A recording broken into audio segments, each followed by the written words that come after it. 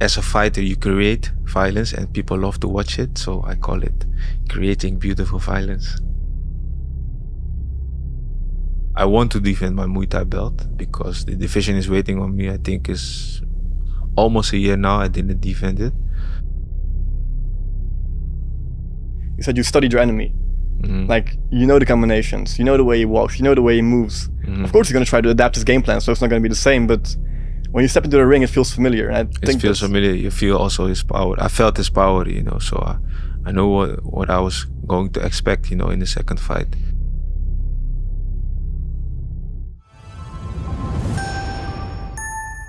Sun Tzu said, "Whoever is first in the field and awaits the coming of the enemy will be fresh for the fight.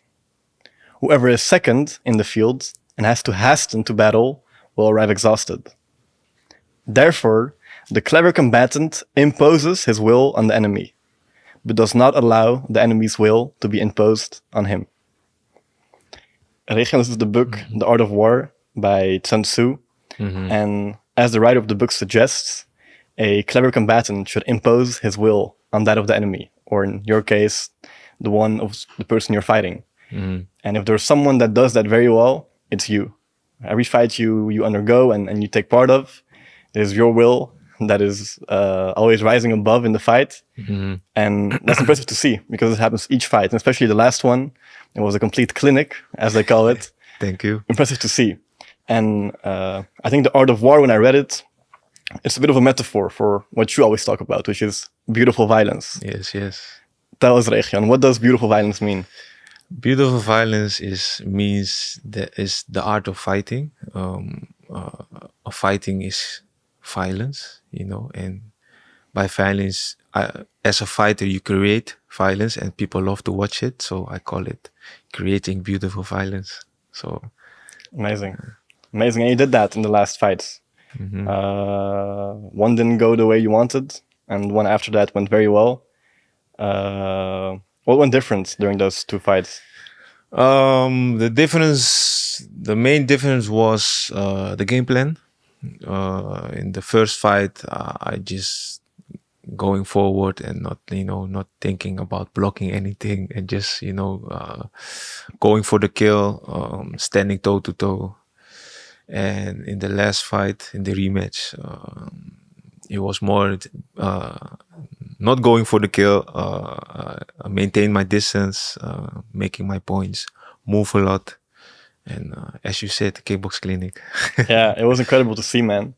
As I said, it was like, for me, the way when I saw you walk in, I was like, he's going to win.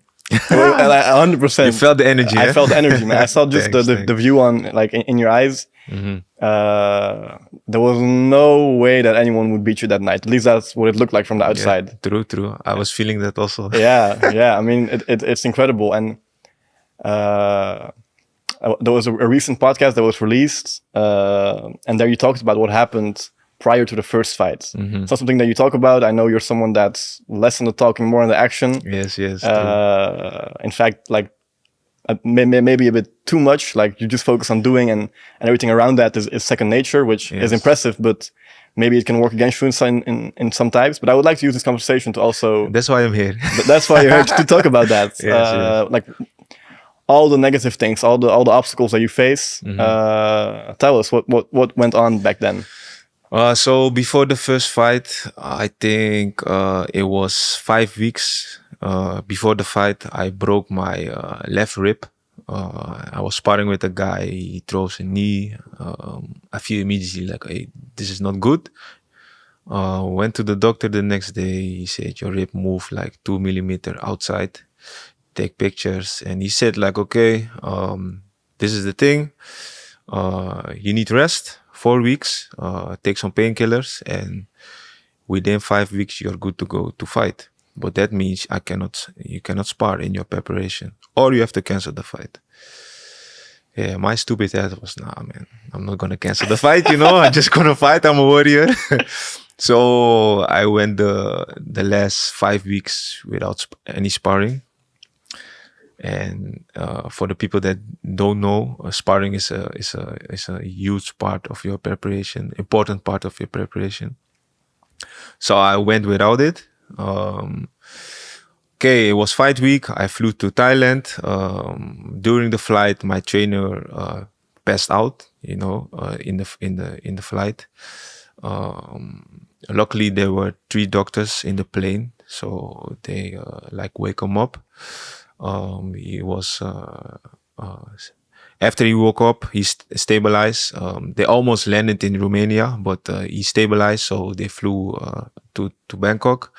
They put him in my chair because I was flying business class, so he can lay down. I was sitting in his chair. When we landed in Bangkok, immediately going to the hospital, take some scans and pictures, and then I think the next day we got the result. He got a TIA, it's a little blood clot in his brain that caused the passing out. And then they also saw a little tumor inside his brain, in his head. So that was a shock. Then they say like you have to stay like 2 more days in the hospital. And so I didn't know if he was able to go to my fight. And I have 2 trainers, by the way. So one of the trainers, they are 2 brothers. So one brother is in the hospital, one brother is with me. But it was difficult for all of us. Yeah. Now, after the 2 days, they released him. They say if you feel good on fight day, you are allowed to go corner me. But yeah, I'm a strong guy, also mentally, but this was one of my weakest, how do you say, mentally. I was not, how can I explain that? I was not there, you mean? Yeah. You know what I mean? And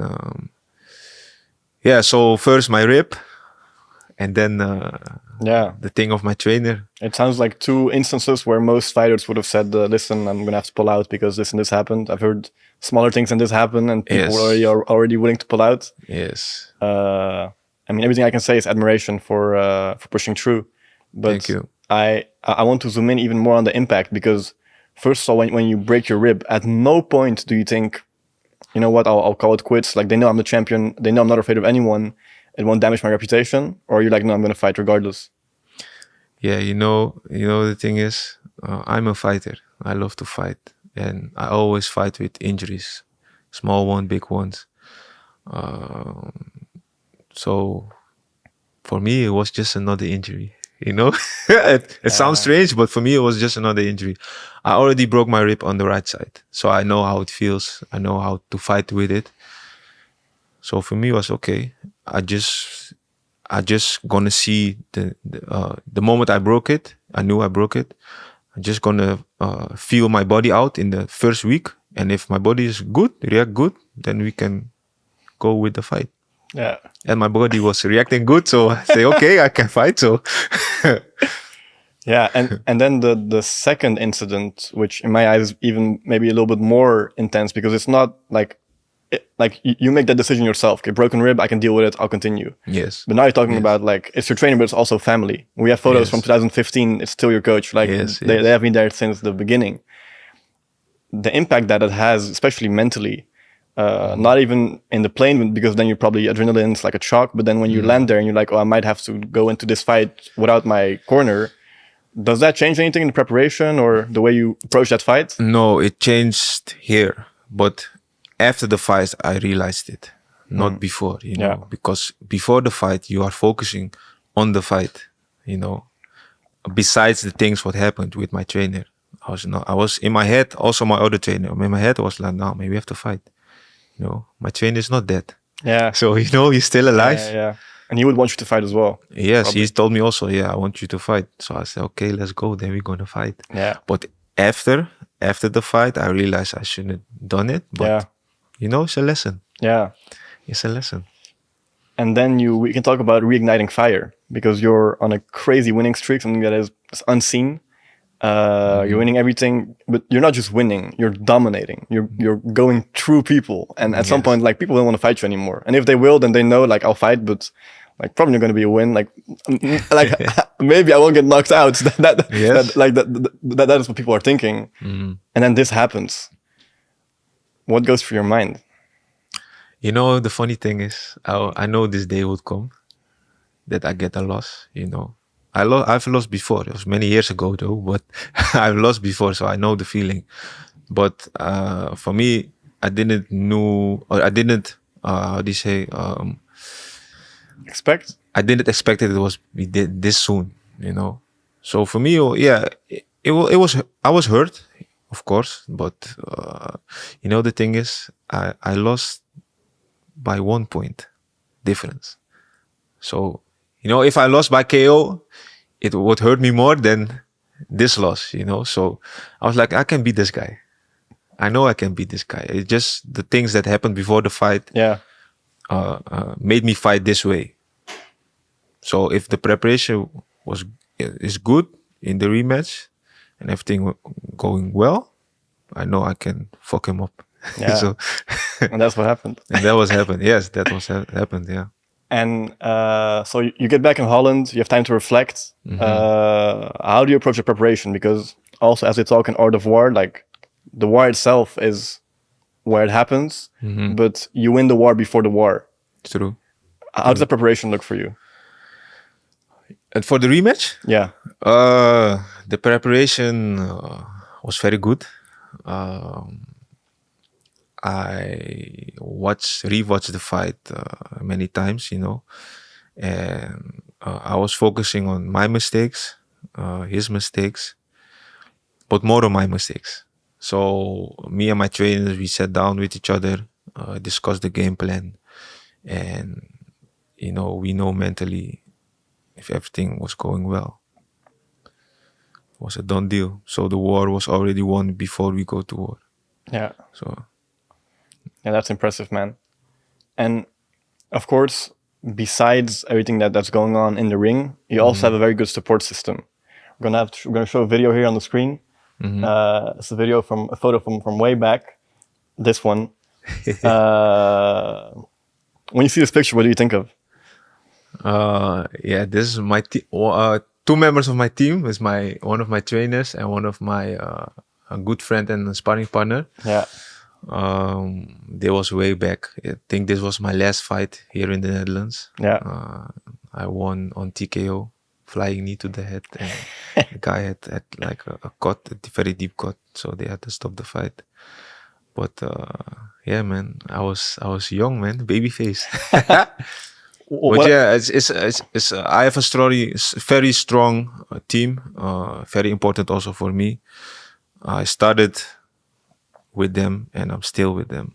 So yeah. That's what I admire, because we did this podcast a long time ago, like 2.5 years ago. We sat together and we had this talk, which I'm still very grateful for, because back then we had nothing. We had no studio, we had no extra cameraman. I came there with a friend, set up the cameras. We had no one to look after cameras, and we talked. Thank you for the opportunity. You're welcome. And the people that I saw training then are the same people that are in this photo, and the same people that you train with now.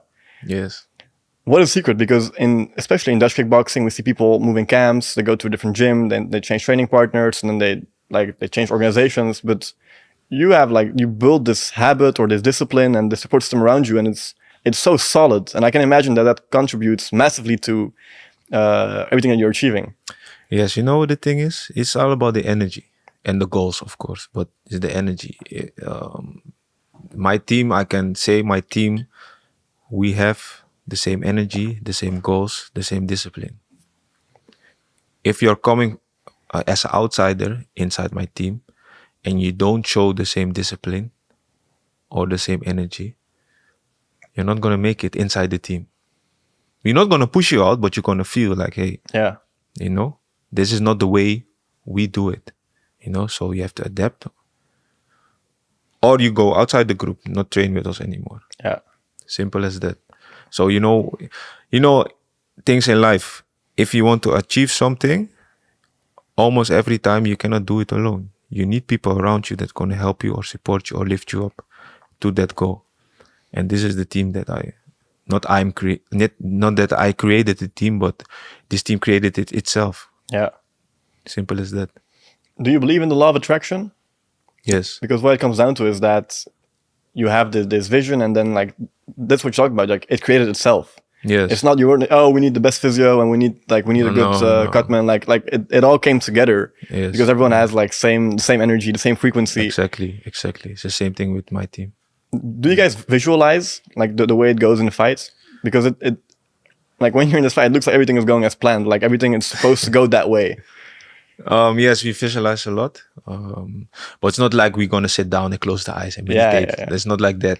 Like visualizing, I mean, for example, I'm driving the car and I'm thinking about the fight, how I'm gonna set up the game plan, how I can beat him, how I can hurt him.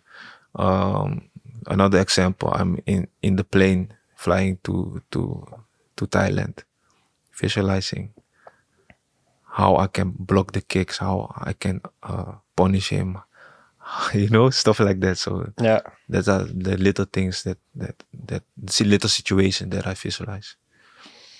You also talked about thanking your opponents. Of course, it's always good to be grateful for your opponent, but you specifically mentioned in a post-fight interview, you said, I'm grateful for the opponents that I have. Yeah, of course. Can you talk about that? It takes two to do the war, So yeah, I'm always thankful because without my opponents, I cannot fight, and without the organization, I cannot fight. So I'm always thankful that the opponent accept the fight,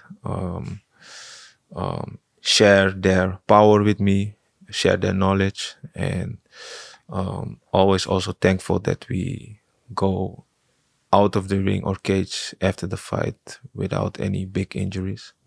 So yeah, always thankful. Are you a spiritual guy? Yeah, little bit. Yeah. No, it's interesting because it's like it's bigger than fighting. Also, what you're saying, like thanking like whoever, that you all get safe like after a fight. Mm-hmm. I think that's beautiful because it's bigger than just you and him. It's like it's still a sport, Yeah. It's still a sport. I mean, we are like the modern gladiators for this era, but there are still rules and it's still a sport, So yeah. And this is the last thing I want to talk about, the last fight you had or the one before that. Mm-hmm. Did you feel like you needed that loss? Yeah, a little bit. Yes, I was 8 years undefeated. 8 years is long, So each win, each fight, it became normal. Oh, another win, oh, another KO. Also people showed the media. The moment I had the fight, yeah, easy win, But they don't know the work I'm doing. But in my head also, it's easy, because I did it before and before. So yeah, after the loss, it created like a new fire inside of me, new motivation also, because I had to take my revenge and show the world, why I am the best fighter. I think a good example of what you're saying, like people were saying another win, easy W, and then suddenly you have French people saying you're gonna sleep.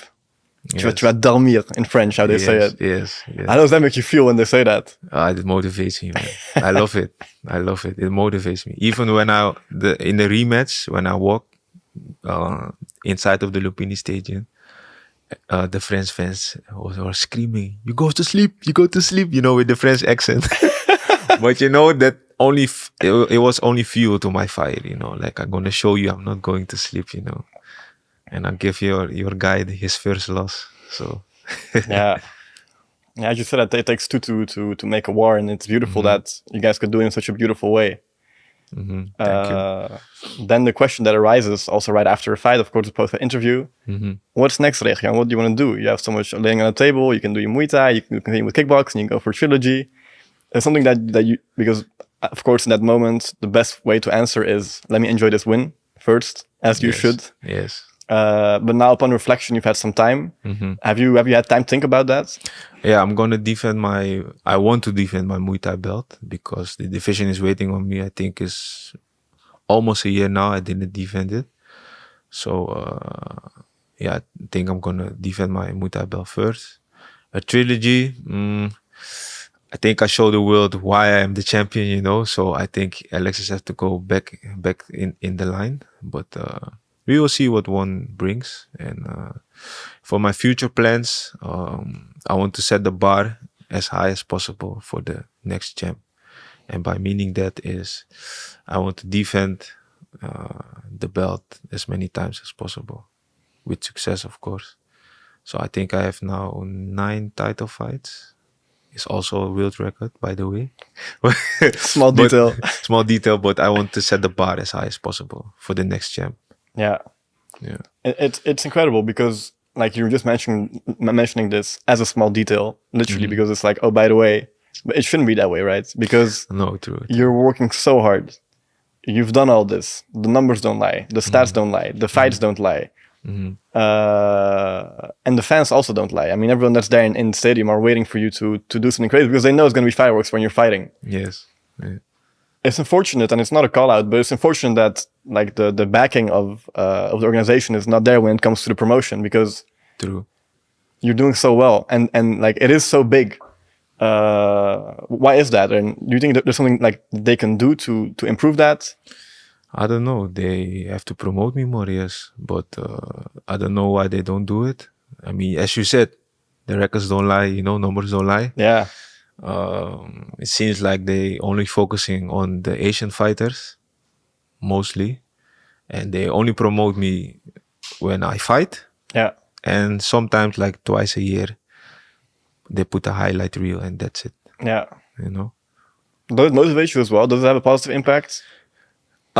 Positive as negative. Yeah. Positive, I have to show the world who I am, again. Again, And negative, I'm their champion. So Yeah. as a champion, you have to promote your champions, you Yeah. know. So that's the negative part of it.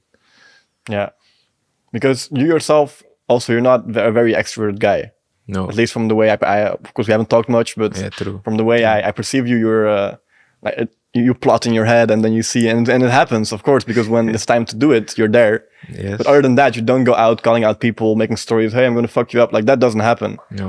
Just let do you think that has a effect on that? It's possible, in this time everybody love a fighter that talk trash talk and challenging their opponents. Yeah. But I'm not that type of guy, and I don't want to be that type of guy. I don't want to walk next to my shoes, So I'm just a easygoing guy who loves to fight, Yeah, and you talk about this. Of course, we talked about beautiful violence, but you've also talked about enjoying violence. Yes. Do you enjoy it? Do you enjoy Yes. fighting? Do you enjoy pain? Yes, I really enjoy it. That's interesting. I can legally punch and kick someone or elbow someone without getting consequences. So Yeah. Yeah, it's incredible, Regian, and I think the path you're on, and it's far from done. You're 31, right? Right Yes, now, yeah. You have so much ahead still, and we can't wait to be a part of the rest of your journey. What I'd like to do now is I'd like to look at some images that we Yeah. collected over Okay. just over some time. Here we have a first image. This is me standing with you together with your lovely daughter. yes, my youngest daughter. Yes. I think it was 3 years ago, 3 years ago. Yeah, We did our first podcast, and my girlfriend has to go somewhere, so she dropped my youngest daughter off. So I was like, yeah, just bring her. She's a quiet girl. She don't gonna cry or something. So just bring her, and she gonna sit on my lap, and we did the podcast. So yeah, man, it's crazy to see her so small. It's all grown now. you started fighting before you had children, of course. Yes. Then you get children and you become a husband, and things start to change also in your personal life. How does it impact the way you fight? Does something change? Yeah, it changed a little bit. I'm a little bit softer now, in a good way. But it changed also my way of thinking. I'm a father now, 2 daughters, and the decisions that I have to make in life, I make for my daughters. So not only for myself anymore, but also for my daughters. So that has also impact on me, So, for example, when I was alone, I was thinking like, hey, is this good for me? Yes, it's good for me. Okay, let's do it. But now I'm thinking, not anymore it's good for me. Is it good for my daughters? how does this affect my daughter's lives? So I'm not thinking anymore about myself, but for my kids. And that's So beautiful. there's the difference. And yeah, you get a little softer. I have two little girls. So It's good. It balances the extreme violence. it's a That's good there. balance, of course. It's a good balance. Yes. It's a good balance. It's a good balance, and I love it. I love it. Amazing. So happy to hear and so happy to see as well. Thank Now you. we'll go to next image. This is I was born in Suriname. This picture was taken in Suriname, in the capital of Paramaribo, the head capital. There was at home of my grandmother and granddad, and I was showering in the rain, as you could see. Yeah, very happy child. And I miss that time. Very good time. Very good time. How were you as a child back then? And how did your how was it like in the family dynamic? Because of course there it's a bit different than here, right? It's very warm and Yes, the climate is very tropical. Different food, different people. I was a kid full of energy, running around, playing a lot, talking a lot. Too much energy, as you can say. But if I look back, very happy time, happy place. nice. And then of course you made that switch because you moved from From Suriname to the Netherlands, yes, to Yeah. Amsterdam. I was 4 years old, so it was when I moved to the Netherlands was very difficult for me as a child. In the Netherlands, you have the winter, very cold, different food, different culture, different people. So in the beginning, it was hard for me. My body was not used to get the Dutch food. I was throwing up a lot, and stuff like that. Children were different. Suddenly, I have to wear coat, like and how do you say, beanie? yeah. And yeah, man, it was not nice. But yeah, after a few years, I get used to it. The cold weather. Summer were good, but the winter, I still don't enjoy the winter. But yeah. We talked about this in the previous podcast, but that was very like we talked about it a lot. I think now it's good to touch on it because Yeah. before coming to this point, like you did a lot of different sports. I know you did Yes. taekwondo, which I did myself for 8 years. Like Yeah. it's such a good sport. Like you get the base, the stance, and then you did rugby and a lot of sports in between that as well. Mhm. How did that contribute to your career? I think it contributes very well because when you are doing sports as a child, you learn discipline, you learn giving everything in the training, you learn how to use your body in a different way, and a lot of more things. And I think that helped me a lot during also in the beginning of my kickbox career. When I started with kickboxing, I already knew what was hard training. I already knew pain. I already knew what was having respect for the trainer, having respect for your fellow teammates. Stuff that little things I already knew. So Yeah. it helped me a lot in the beginning of my career. Who is the first person you call when you have a massive achievement? Who I call? Yeah, the first person you call to share the good news with.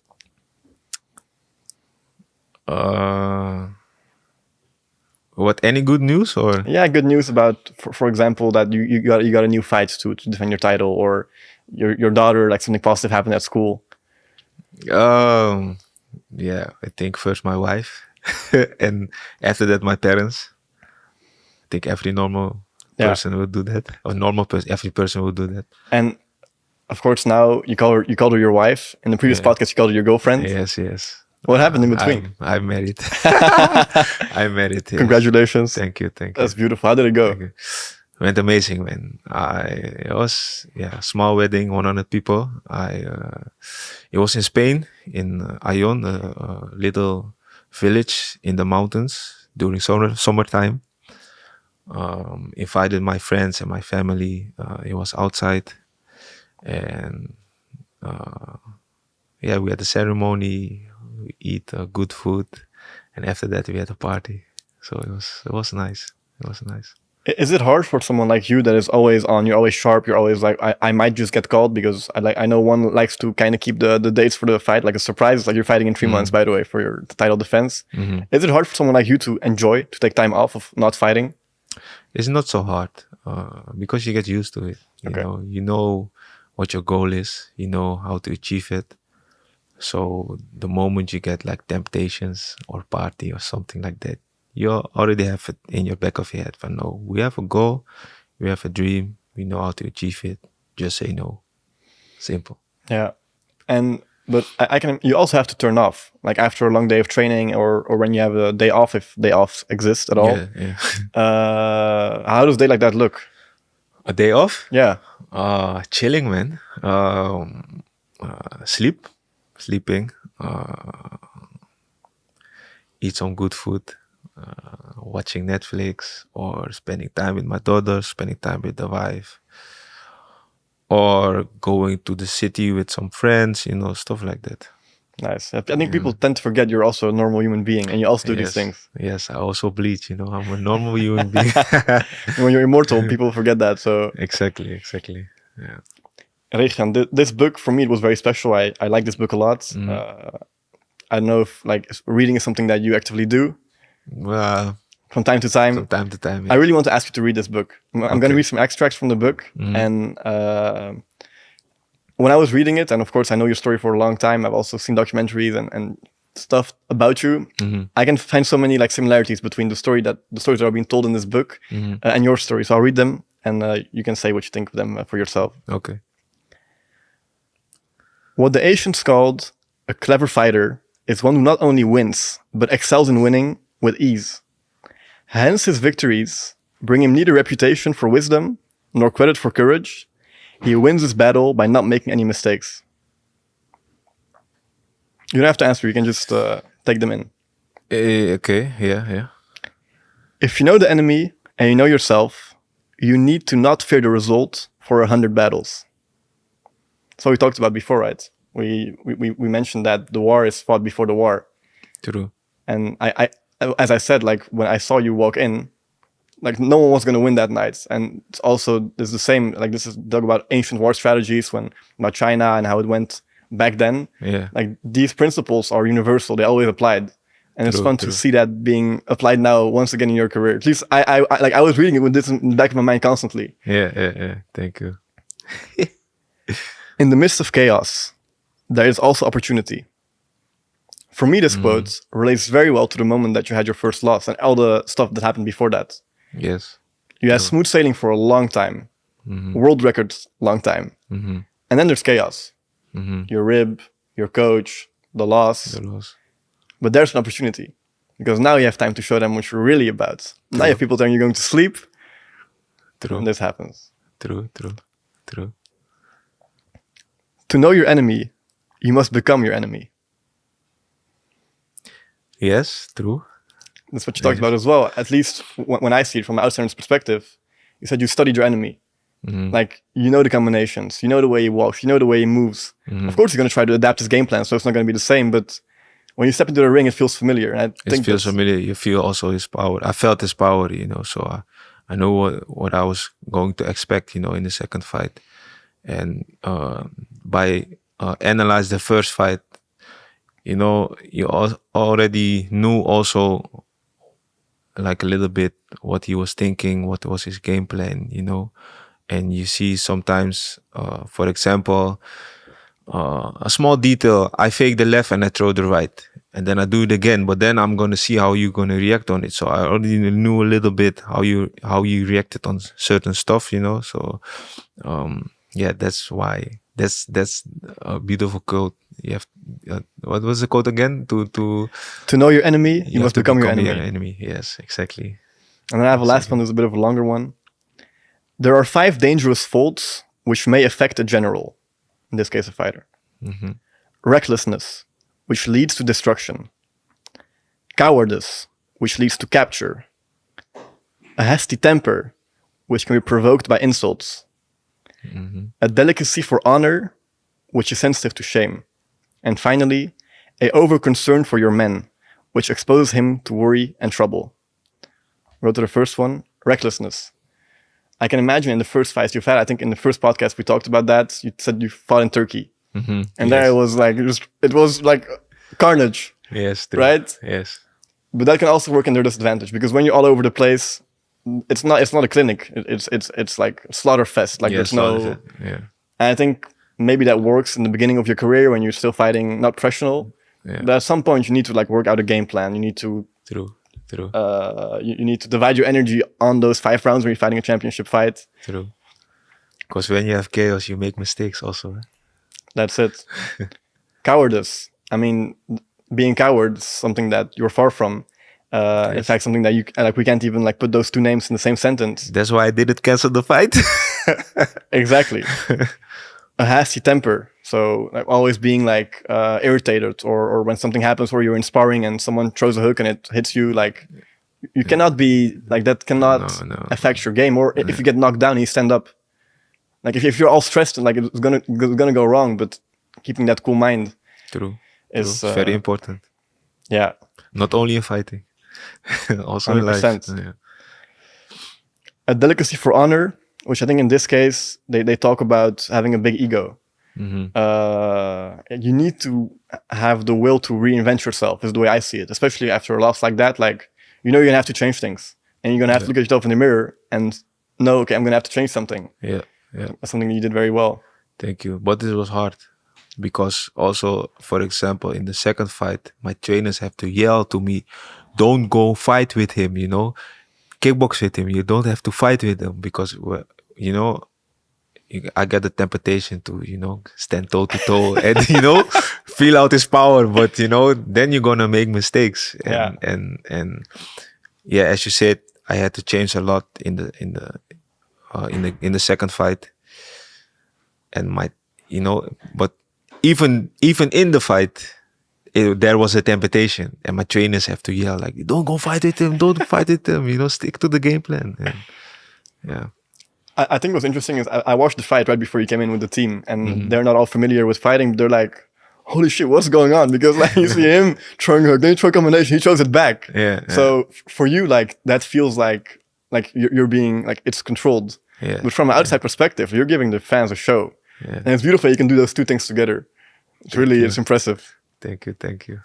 And finally, they mentioned a over concern for their men, which of course, if we would translate it to fighting, it would be over concern for your weapons. So of course you have your elbows. You have, in this case, no elbows, but like all your kickboxing weapons that you have. I feel like you have so much trust in all your techniques, which comes from the training and all the hours that people don't see in the dark. Yeah. That when you go into the fight, you're ready. Like not much can go wrong. True. And that's the mindset. Well, of course you train, you get the hours inside the gym, but it's also the mindset. If you're ready, you're ready. And then there is no time for hesitation. You just have to do it because you trained so many hours in the gym to get to this moment. So there's no time to hesitate or to make mistakes. Yeah. We have one last photo that I want to look at. Wow. Couple years back, I think 6, 7, 8, maybe 10 years back. Yeah, this photo was taken in my neighborhood, Amsterdam Southeast, or the name is Belmer. This is a train station, and my shirt is the city, Amsterdam. Yeah, I grew up in Amsterdam, so after I came from Suriname, I grew up in Amsterdam. And I love the neighborhood, love the city. Yes. Beautiful. And it's also, you have such a strong support system there. I feel like people respect you there, and when you walk around, people like, yes, they know who you like, are. "What up, champ? How are you?" Stuff like that. So I love the people there, and they show me lots of love and support. Amazing. We can talk for hours. Of course, you have so many achievements, but I want to do a little this or that. So I'm going to say something and something else, and then you have to choose, but you have to do it fast. Okay. Muay Thai kickboxing. Muay Thai. Knockout or points win? Knockout. Paramaribo or Amsterdam Belmer? Paramaribo. Heavy bag or sparring partner? Sparring partner. Singapore or Thailand? Singapore. Morning training or night training? Night training. Cardio or strength training? Cardio. Fight in silence or loud crowd? Loud crowd. Travel for a fight or stay close to home? Travel for a fight. Technique or power? Technique. Strict diet or cheat day? Strict diet. Solo workout or group session? Group session. Home cook or restaurant meal? Home cook. Adrenaline rush or calm focus? Oh, calm focus. Last one. Wedding day or regaining your title? Wedding day. Safe one. Wedding day. You know, the funny thing is a quick story. After the rematch, after the first fight, I asked for a rematch immediately. But they knew I was getting married, in August. So they said to me, like, I said, yeah, we can do it in June or July, because in August I get married. They say, no, the cards are full. You have to do it in August. I say, what's up with you guys? I told you I'll get married in August. Yeah, you cannot remove the wedding? I say, yeah, you crazy. I'm not going to remove my wedding for a fight. So, yeah. Then they say, okay, we do 2 months after in October. So, okay. Yeah, but you wanted it before, right? You wanted to like... Yes, before the wedding. Yeah. So I was ready. Yeah, always ready. But yeah, that's how you see how the organization thinks, Yeah. Like, yeah, can you not remove the wedding? I said, yeah. Is what it is.